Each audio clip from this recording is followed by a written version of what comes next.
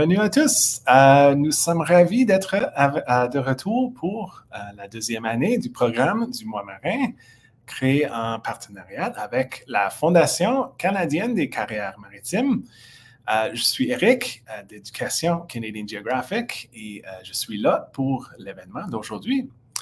Alors, le Mois marin canadien est une excellente occasion pour les élèves de découvrir les coulisses des différentes organisations du secteur maritime et de s'entretenir directement avec des professionnels qui travaillent dans cette industrie fascinante.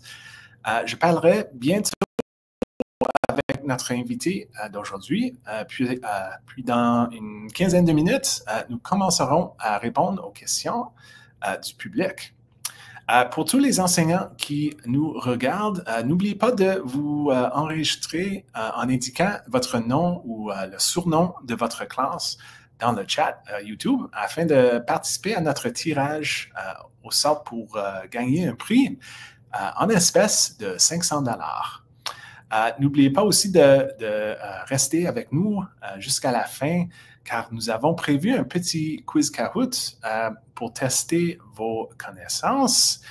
Voici les détails de connexion ici.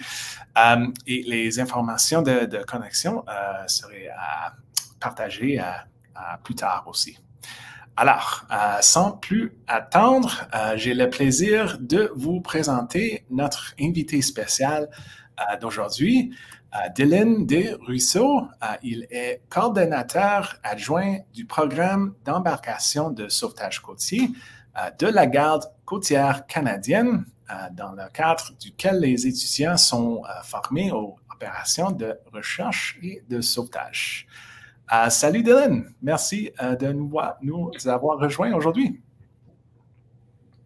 Bonjour, je vous remercie de m'avoir accueilli, puis je remercie aussi à toutes les écoles et les personnes qui écoutent en ce moment en live. Ça nous permet de toucher directement les personnes qui pourraient appliquer à notre excellent programme. Parfait. Donc, de où nous rejoignez-nous vous aujourd'hui? En ce moment, vous ne pouvez pas voir avec mon background, mais je suis à la base de la Garde côtière canadienne à la ville de Québec. Dans le fond, c'est une grosse base de la Garde côtière canadienne où on a plusieurs brise-glaces qui restent ici. En ce moment, on a le Pierre Radisson puis le Vincent Massé qui sont quand même des gros brise-glaces qui reviennent tout juste de l'Arctique. Puis en plus, on a une base de recherche et sauvetage qui est proche d'ici.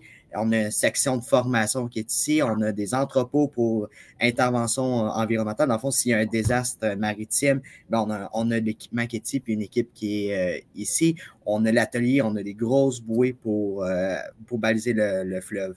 Fait que je suis dans le gros endroit de Québec en ce moment. Merveilleux. Donc, nos étudiants ont hâte d'en savoir plus sur vos expériences au sein de la Garde côtière. Mais juste pour commencer, pouvez-vous nous parler un peu de ce qui fait la Garde côtière, du programme d'embarcation de sauvetage côtier et de votre rôle aussi?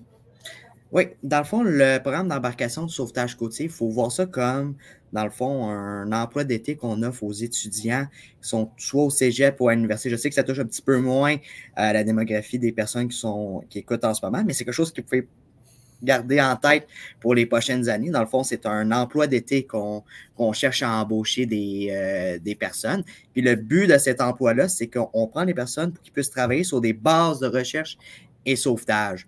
Ça veut dire quoi, s'occuper d'une base de recherche et sauvetage? Ben, c'est de faire un peu comme, vous pouvez voir une image ici d'un exercice de recherche et sauvetage. C'est quand il y a un appel d'aide sur l'eau, mais l'équipage va répondre. Fait que là, c'est prêter l'embarcation pour qu'ils fassent des patrouilles, faire de la prévention, parler au public, prévenir des accidents, puis bien sûr, intervenir quand le temps est là. Puis tout l'équipage dans le secteur Saint-Laurent, ce sont des étudiants à temps plein. Fait qu'ils sont soit au cégep ou à l'université, puis on fait juste les prendre durant l'été.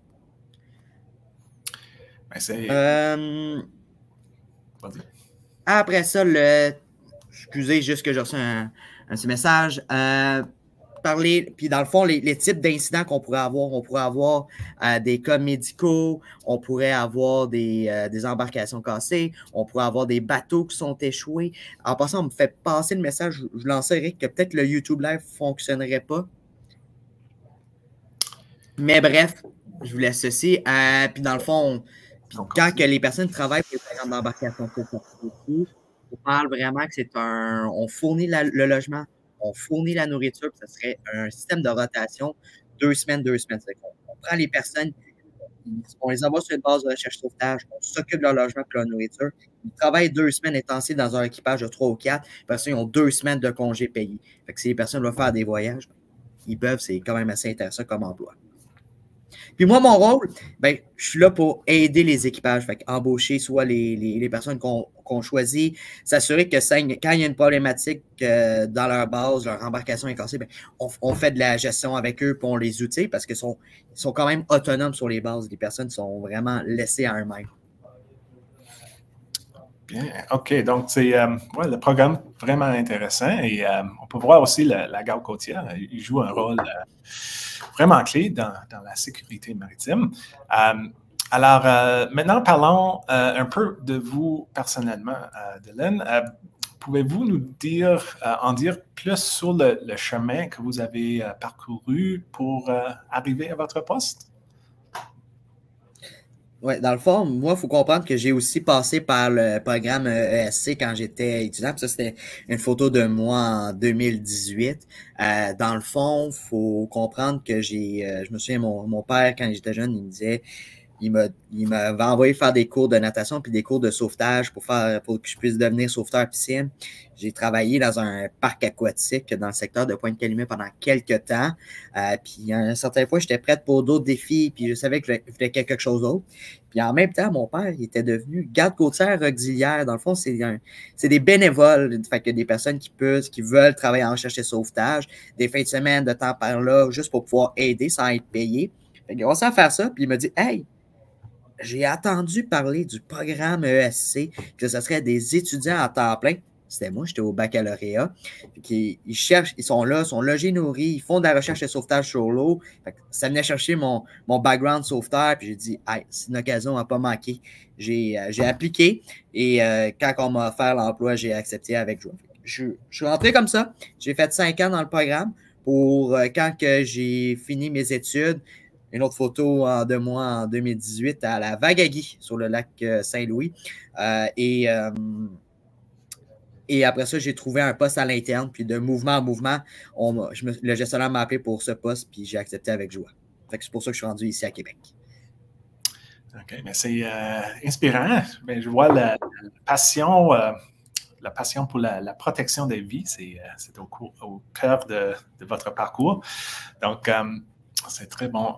Pour revenir à votre travail au quotidien, j'imagine que chaque journée peut-être est un peu différente, mais pouvez-vous nous expliquer comme les types de missions que vous effectuez régulièrement, comme quelles sont les plus fréquentes? Moi, dans le fond, dans mon bureau, je m'occupe un peu moins, je m'occupe plus de la gestion, mais quand j'étais dans le programme ESC, où je faisais le travail de terrain, quand on me préparait à cette question-là, je me suis amusé. J'ai regardé, j'avais à peu près plus de 200 missions de recherche et sauvetage dans le corps. Fait que, je me suis amusé à regarder, puis il y a beaucoup de variétés. Le programme ESC, il en fait des choses sur l'eau. Souvent, on réfère ça comme le CAA/ambulance sur les eaux, parce qu'un bateau à la dérive, c'est vraiment dangereux, on ne peut pas laisser ça aller, fait qu'il faut intervenir. Fait que l'exemple, vous pouvez voir la première photo à gauche, c'est une équipe de recherche et sauvetage de cette année. Ça tombait que j'étais là pour pouvoir aider à la gestion, puis il y avait un voilier de 42 pieds en panne, fait qu'on a pu les aider. Puis la photo à droite représente des cas qui sont plus difficiles ou que sont plus ou qu'un aspect de danger ou qu'il y a une vie en danger. C'est un exercice de recherche et sauvetage. C'est pas vraiment du monde qui ont besoin d'aide, mais c'est le style de choses qu'on fait. Fait qu'on peut avoir des médicaux, des bateaux en feu. J'ai eu souvent des bateaux qui prenaient l'eau, des bateaux échoués. Il y a vraiment une variété. C'est ça qui est intéressant. C'est beaucoup de chaque cas est différent, puis il faut toujours être capable de réfléchir. Qu'est-ce qu'on peut faire pour pouvoir régler cette situation? Oui, mais les bateaux de feu, ça semble très, très intense, mais comment êtes-vous comme celle-là. Encore en 2018, cette photo. Oui. Et comment êtes-vous alerté lorsqu'il y a comme une urgence ou des personnes en difficulté en mer?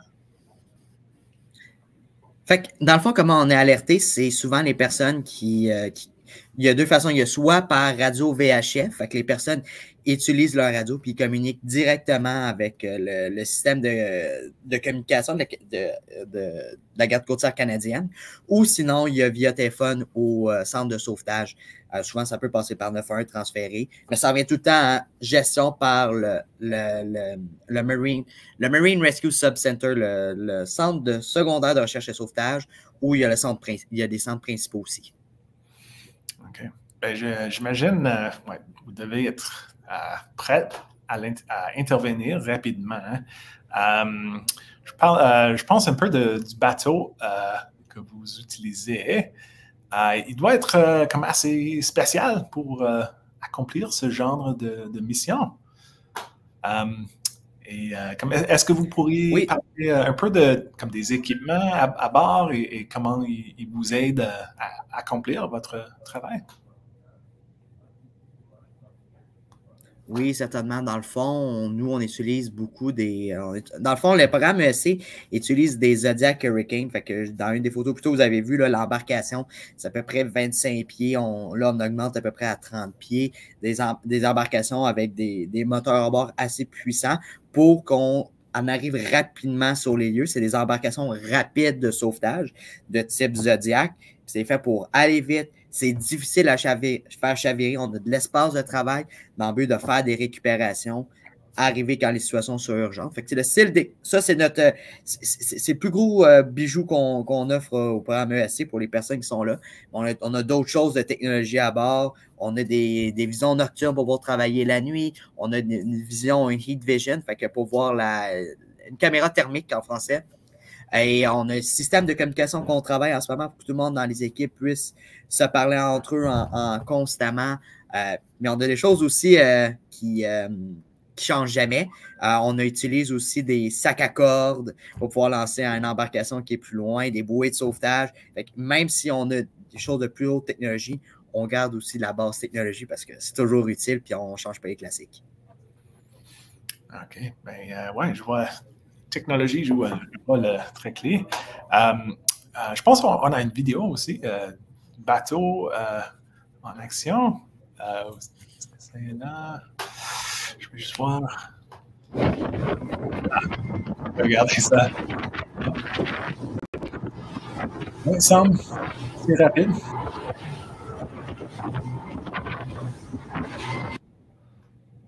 Voilà, très cool. Alors, ces embarcations-là, ils peuvent aller à peu près à une vitesse, excusez, je vois la vidéo en même temps, c'est une vidéo ils vont à peu près à 42 nœuds, fait que 70 km/h. Puis ça, c'était dans ce cas-ci de la météo un peu plus difficile, là, on peut entendre le vent qui est assez fort. Très cool. Ouais, je voulais demander avant, vous êtes souvent dehors, donc devez-vous sortir sous la pluie ou la nuit aussi? Combien de temps pouvez-vous rester en mer? Dans le fond, l'expression que j'utilise souvent, que j'utilise avec mes équipages puis qu'on m'a enseigné, c'est en recherche et sauvetage, on sait quand on sort, mais on ne sait pas quand on revient. Fait que quand on a une intervention de recherche et sauvetage, j'ai l'appel du centre de sauvetage où j'entends via radio VHF. Fait que je sais au moment que je pars, il est telle heure, mais je ne sais pas quand je vais revenir parce que des fois, il y a de la météo qui va arriver, le transport, ça va être plus long, il va peut-être avoir d'autres appels de recherche et sauvetage. Fait que peu importe, fait que oui, la météo fait partie de dans les conditions. Souvent, quand la météo n'est pas belle, c'est là que les personnes ont besoin d'aide. C'est rare qu'on intervient quand que tout va bien, puis il fait beau, puis c'est une belle journée. C'est vraiment quand les conditions sont plus difficiles qu'on se fait appeler. Fait que nuit, puis comme je dis, c'est un emploi qui est 24 heures sur 24, 7 jours sur 7. Fait que peu importe le moment, on va sortir si quelqu'un a besoin d'aide. Fait que bien sûr, il y a des limites, il ne faut pas que ce soit un risque à notre vie personnelle, mais quand il faut, on va porter assistance. Ben, je pense que tout le monde serait curieux d'entendre peut-être une histoire de sauvetage marquante. Est-ce que vous pourriez partager l'une de vos expériences que vous a vraiment marqué? Oui, certainement. Comme histoire, vous ai choisi mon premier cas de recherche et sauvetage. Je me suis dit que c'était un bon début. C'est ma première semaine de travail bien sûr, après la formation offerte. Dans le fond, on se fait appeler le matin pour une embarcation, un bateau de pêche, un petit Princecraft, 2 personnes à bord, puis il sera en train de couler dans le secteur du lac Saint-Pierre, à l'entrée du lac Saint-Pierre. Ceux qui ne savent pas, c'est à peu près au niveau de Sorel, entre Sorel et Trois-Rivières. Ça, c'est l'embarcation qui coulait. Fait que ça, je vais revenir ça arrive un peu plus tard dans l'histoire. Fait que le bateau, on attend qu'il est en train de couler. Fait on part en direction de la position qu'on nous donne. On trouve personne. Fait que là, on commence à faire des recherches dans le sud des îles de Sorel. Il y a de plus en plus de ressources qui joignent. On parle avec les personnes. On cherche les îles du Nord. Tout ça, c'est décidé par le centre de sauvetage. On ne trouve rien. Là, on nous envoie directement sur le lac Saint-Pierre. Puis là, je me souviens, cette journée-là, la météo était pas nécessairement belle. Fait qu'il y avait beaucoup de vagues. C'est la première fois que je conduisais dans de la vague. Puis là, il fallait faire des patrons de recherche. Puis là, on entend sur les ondes VHF l'hélicoptère qui dit on a trouvé la cible. Puis là, il nous donne la position. On se rend là parce qu'on ne sait pas trop qu'est-ce qu'on va trouver. Puis on trouve les 2 personnes avec leur VFI juste en l'arrière de l'embarcation qui est en ce moment, qu'est-ce que vous voyez là, c'est qu'est-ce qu'on a trouvé en ce moment sur le cas. Fait qu'ils sont en arrière, ils sont bien corrects. Puis là, il y a une autre embarcation du PMEC qui était là aussi, la base de Trois-Rivières. Fait qu'eux, ils prennent la personne. Nous, on essaie de renflouer l'embarcation. On n'est pas capable. Fait qu'on décide, il y a un remorqueur privé qui va s'en occuper. Nous, on reprend les personnes à bord parce qu'ils habitaient à Sorel. On les ramène directement à leur marina à Sorel. Puis là, leur famille était là, ils les attendaient. Puis on les débarque. Puis là, tout le monde ensemble se sont regroupés. Puis nous, ça a fini notre intervention comme ça. Fait que, comme premier cas de recherche et sauvetage, ça m'a quand même marqué. Puis ça a fait, c'est ça un stage. Ça sert à ça la formation. Puis prendre le temps. Parce que la première journée, ça peut être des défis comme ça. Oui, vraiment, mais j'imagine que c'est ce genre de moment que ça motive à continuer dans cette voie, de sauver des gens. Alors, d'après vous, qu'est-ce qui attire ou motive les étudiants à s'engager dans le programme d'embarcation de sauvetage côtier? Qu'est-ce qu'ils trouvent le plus gratifiant dans cette expérience? Ça, j'en entends parler constamment, puis même en fin de semaine, j'ai une de mes anciens matelots qui est venue chez moi, puis ce qu'elle me parle, c'est qu'elle commence dans une nouvelle entreprise, puis c'est en milieu marin pour l'environnement, puis elle me parle justement de tout ce que le programme UEC lui a apporté d'avoir. C'est ça que tout le monde qui passe par le programme nous parle tout le temps par la suite, qu'on suit avec.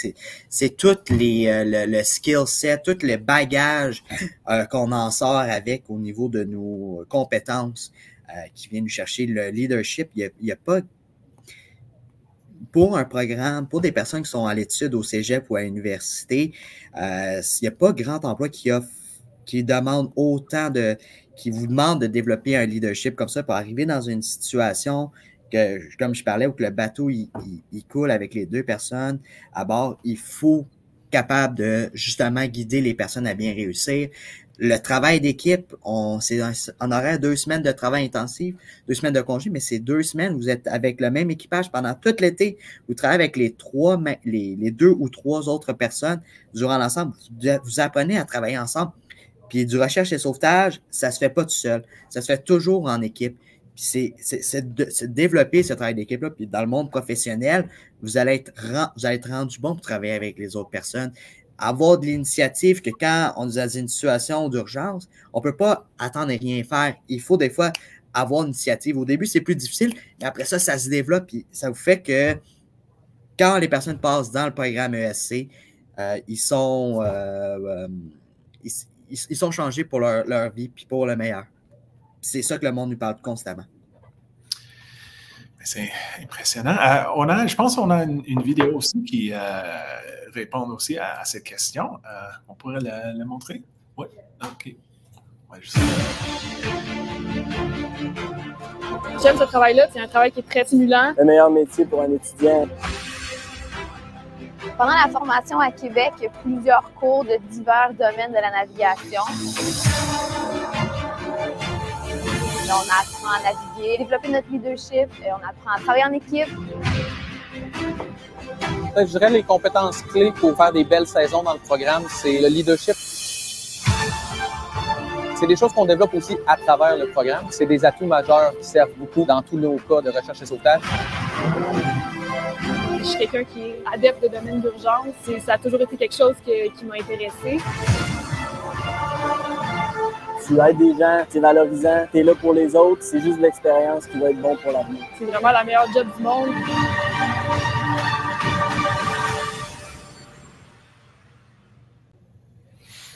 Bon, ben,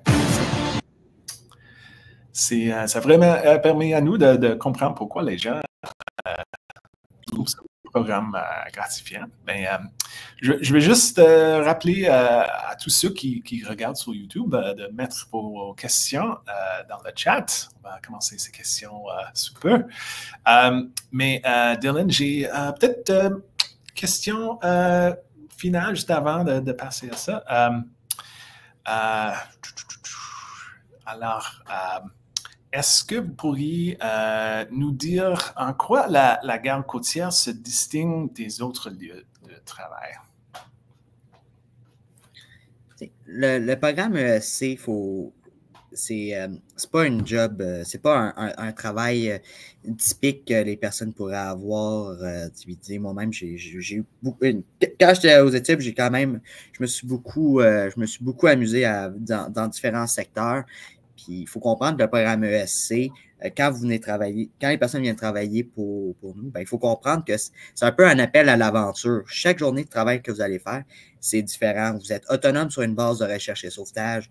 Vous avez une embarcation, vous êtes là pour faire de la patrouille, faire de la prévention. Fait qu'il y a tout cet aspect-là c'est quand même très intéressant de pouvoir que son emploi d'été, ben, c'est de se promener en embarcation. Puis si quelqu'un a besoin d'aide, ben, de prendre le Zodiac puis d'aller les assister. Puis ça, c'est une image encore d'un exercice de recherche et sauvetage qu'on fait.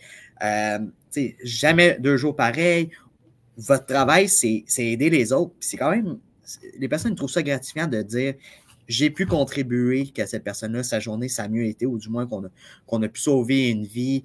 Les responsabilités que vous avez, ça vous forme, puis là, ça vient vous gratifier, puis là, vous en voulez plus. Puis là, c'est formidable. Puis encore là, je crois, puis parce que je suis un ambassadeur, puis moi-même, je l'ai vécu, ça m'a marqué ma vie. Ce programme-là va changer constamment. Puis si, exemple, les personnes qui écoutent en ce moment, puis disent ouf, c'est une grosse étape, commencer de où je suis, puis commencer à faire du sauvetage nautique.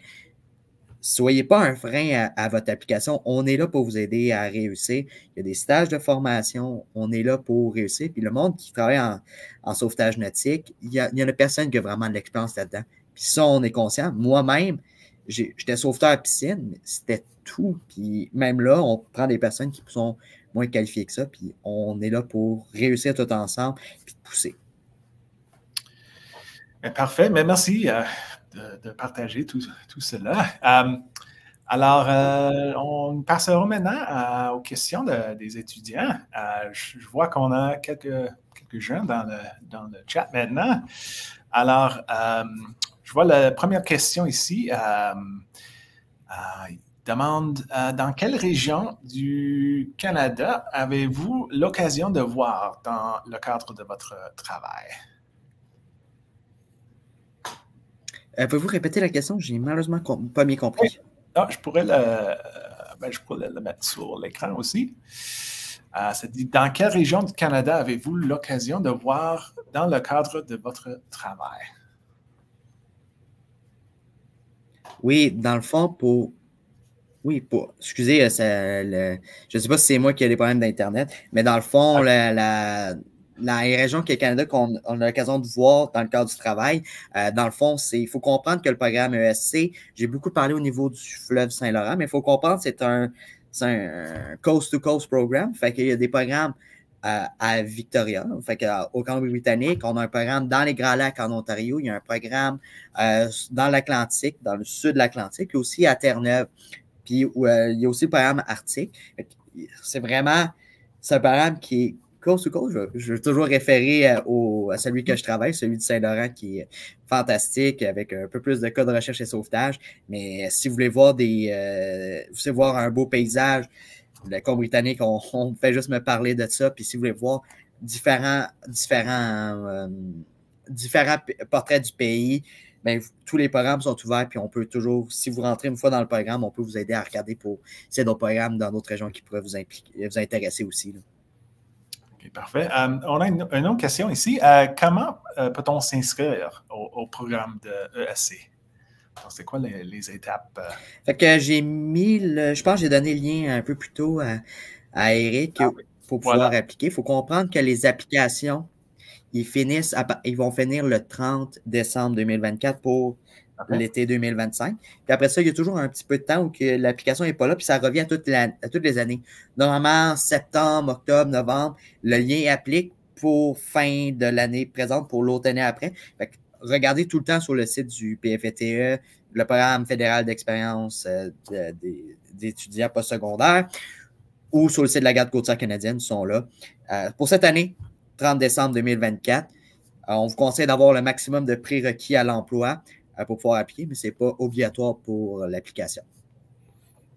OK, parfait. Merci. Je peut-être prendrais une question ici. Je vois, est-ce que vous pouvez nous parler de l'importance du travail d'équipe lors des opérations de sauvetage? Pouvez-vous répéter, malheureusement, dire de nouveau? Oui, la question était à propos de travailler en équipe. Donc, j'imagine vous travaillez souvent en équipe. Est-ce que vous pouvez nous parler de l'importance de travailler d'équipe dans des opérations de sauvetage? Absolument. Je l'ai mentionné rapidement, mais la recherche et le sauvetage, c'est un travail d'équipe. Tout le monde, ou que tout le monde contribue. Ils sont dans une base. Juste la base de sauvetage en tant que telle, il y en a des tâches, il y en a de la formation. Fait que se diviser le travail sur des cas quand ça l'appelle. Il y a une personne qui est à l'embarcation qui conduit, il y a une personne qui est plus s'assurer de la sécurité de l'embarcation que le GPS, qui regarde. C'est pas comme une autoroute sur l'eau, c'est un danger constant. Fait que s'assure que où qu'on est, c'est sécuritaire. Puis une personne qui est plus aux communications, on n'a pas le choix de se diviser les rôles. Il n'y a pas une personne qui peut faire tout le travail. Puis s'il y a une personne qui fait tout le travail, c'est là qu'il y a un échec. Puis à tous les moments que ça a été des choses qui ont été difficiles ou que les cas que j'ai eu plus de difficultés, c'est tout le temps un problème de communication entre l'équipe qu'on ne faisait pas bien, on n'arrêtait pas, puis on ne réfléchissait pas en équipe, on ne faisait pas un bon travail d'équipe. Fait qu'on n'a pas le choix en recherche et sauvetage. Le travail d'équipe, c'est primordial. Puis c'est pour ça que vous allez si vous venez dans le programme ESC, vous allez être marqué à votre vie, puis ça va vous suivre toute votre carrière professionnelle, puis vous allez avoir que des beaux souvenirs de ça. Excellent. OK. Ben, je pense que c'est toutes les questions des étudiants. Alors, merci à tous pour ces questions excellentes. Comme promis, avant de conclure, nous allons faire un petit quiz Kahoot, juste pour tester connaissance ou capacité d'écoute. Je vais juste montrer. Voilà. OK, on a déjà quelqu'un là. Donc, voilà le code PIN, le NIP. Donc, entrez-vous. On va juste attendre peut-être une minute. OK, peut-être juste en attendant, je pourrais demander une autre question. Question que j'avais avant. Excuse-moi, une seconde. OK. Oh, voilà. Oh, je peux le montrer. OK, je vais le mettre sur l'écran. Un membre d'équipage pourrait gagner combien d'argent en travaillant en une été dans le programme?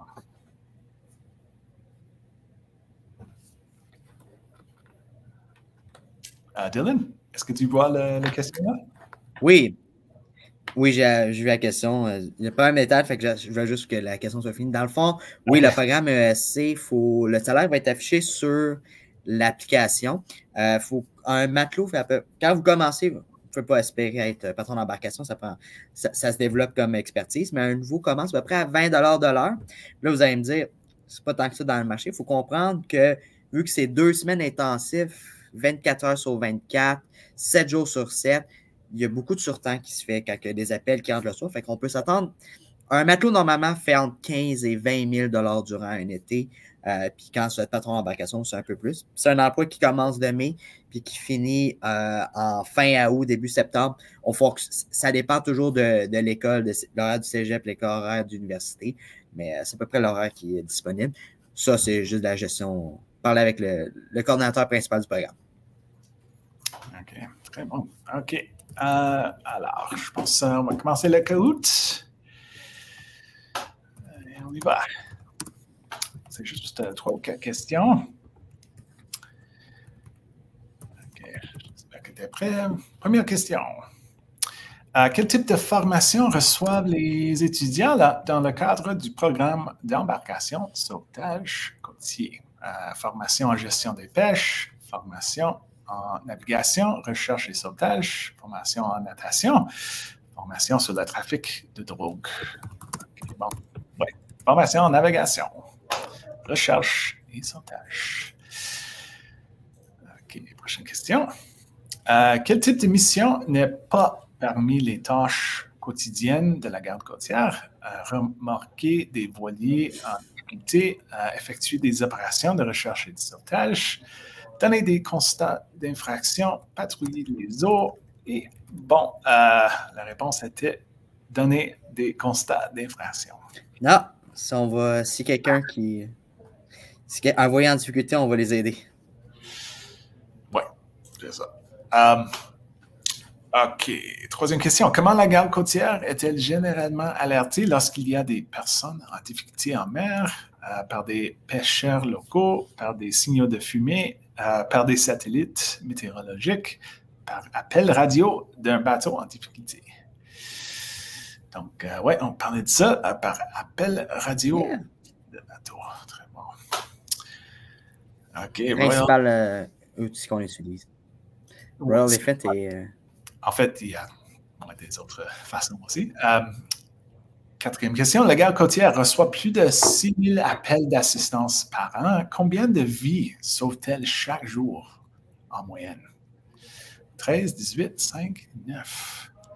Et voilà, 18. Wow, c'est impressionnant. 18, c'est beaucoup. Exact. 18 vies sauvées à chaque jour avec par la garde côtière canadienne. Ouais, c'est vraiment un rôle important.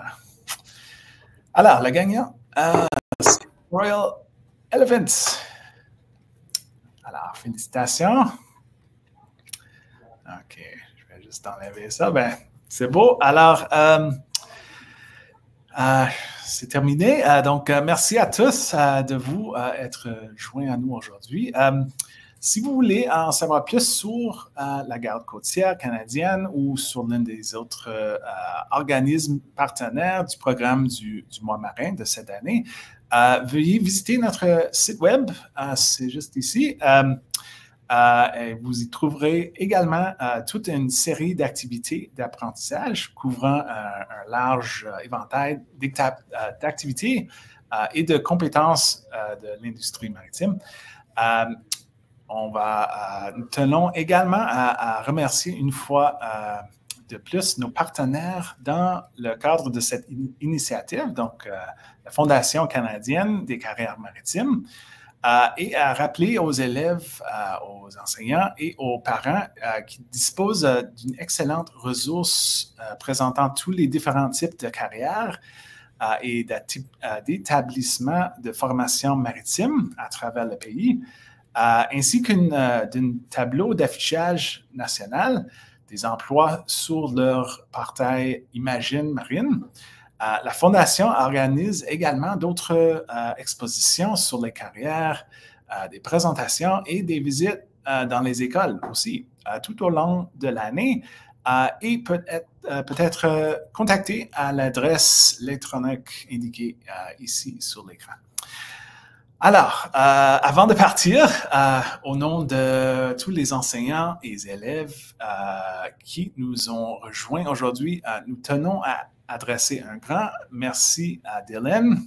Merci Dylan Nous apprécions vraiment votre présence parmi nous aujourd'hui et aussi tout le travail que vous faites avec la garde côtière. Donc, merci beaucoup. Et merci aux classes et aux élèves qui ont participé aujourd'hui. Nous espérons vous revoir bientôt pour la prochaine session. Donc, merci tout le monde. Merci Dylan. Au revoir à tous et à la prochaine. Salut!